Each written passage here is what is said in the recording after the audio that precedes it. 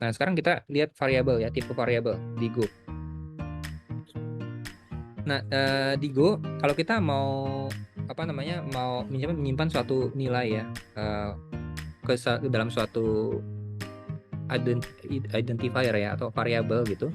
Variabel itu harus di-declare dulu kayak begini ya. Contoh gini.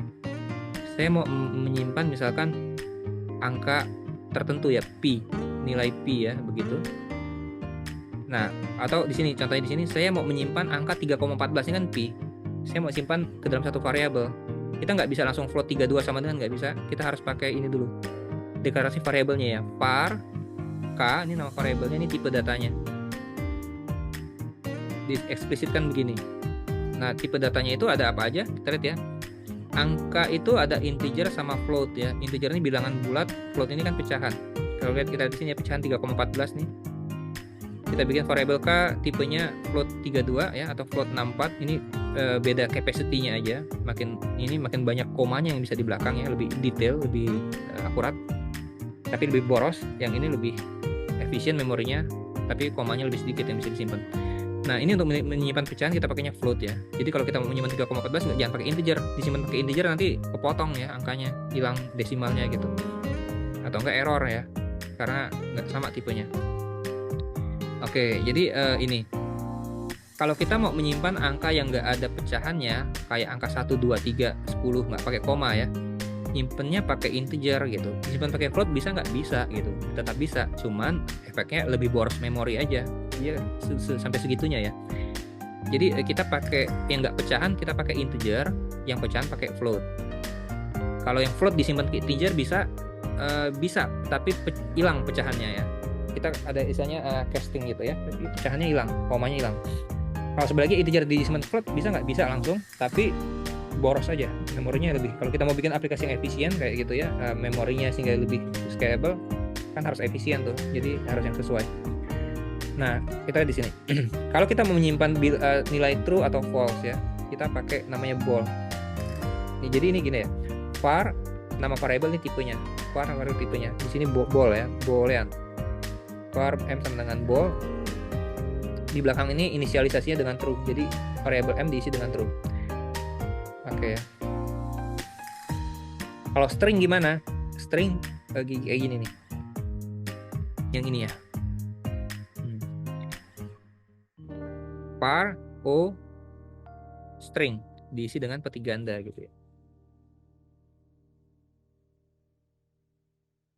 Oke, nah yang lain ini jarang dipakai ya, run ya. Ini karakter sebenarnya, atau karakter aja disimpan ya.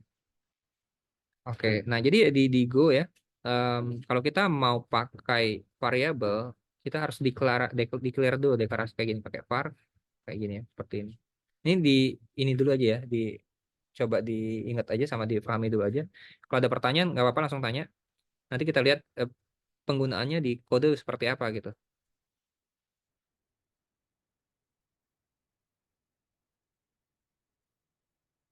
Nah, berikutnya adalah konstanta.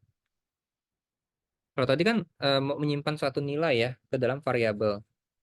Nah, ada di bahasa lain atau kayak bahasa di Java gitu ya. Kalau oke di PHP ada nggak konstanta? Kadang-kadang karena di sana kan variabel itu kan nggak perlu di declare kan. Jadi kadang kita nggak pisahin ya mau konstanta atau variabel gitu. Nah, di Go ini ada istilah konstanta, yaitu variabel yang sekali dibikin dan diisi nilainya itu akan tetap terus, nggak akan berubah-ubah. Contoh gini maksudnya. Kalau saya mau menyimpan angka 42, sepanjang program saya dari awal sampai akhir, angkanya itu nggak akan berubah ya. Saya pakai konstanta, nggak pakai var.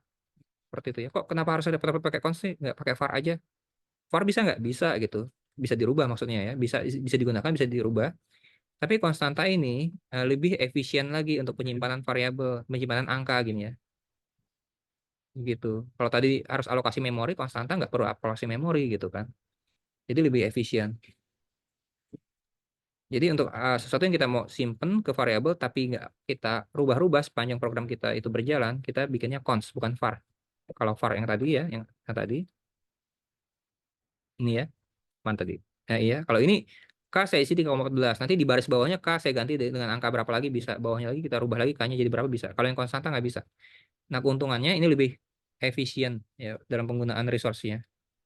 Karena gue kan tadi diciptakan untuk efisien, scalable gitu kan, dan nggak cuma untuk bikin web aja, untuk bikin hal-hal yang low level juga bisa. Jadi kita harus eh, tahu ada konstanta. Kalau misalnya mau menyimpan sesuatu yang nggak akan dirubah-rubah, kita pakainya konstanta ya. Konstanta ini juga sama. Untuk integer ya, dia ada int ya tipenya. Kalau yang pecahan pakai float 64 ya. Float ini pecahan 64 atau 332 tadi juga bisa. Yang string pakai string ini ya.